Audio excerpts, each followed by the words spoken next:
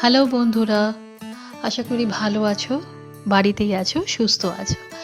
আমি আজকে ছোট্ট একটা ক্লিপিং ব্রেড ক্রাম্বস তৈরির দেখাতে চাই। এই ব্রেড ক্রাম্বসটা বাড়িতে তৈরি করে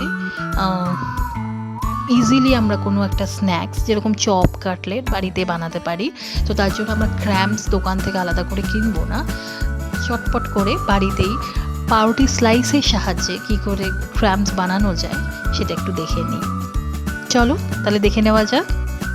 সো ব্রেড ক্রাম্বস তৈরির জন্য একটা তাওয়াতে 4টে পাউরুটি স্লাইস নিয়ে নিতে হবে। মিডিয়াম ফ্লেমে পাউরুটি স্লাইসগুলোকে খুব ভালো করে আমরা টোস্ট করে নেব।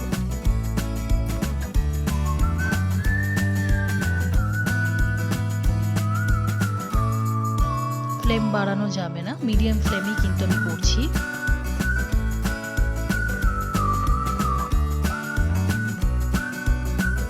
দেখো এক পাশ খুব ভালো করে ব্রাউন হয়ে গেছে পাউরুটিগুলোর।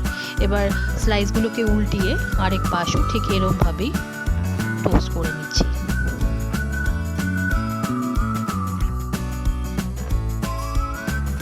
এবার দুপাশ খুব ভালো করে যখন ব্রাউন হয়ে গেছে, পাউরুটিগুলো হাত দিয়ে ছিঁড়েই আমি একটা মিক্সার গ্রাইন্ডারে গ্রাইন্ড করে নেব।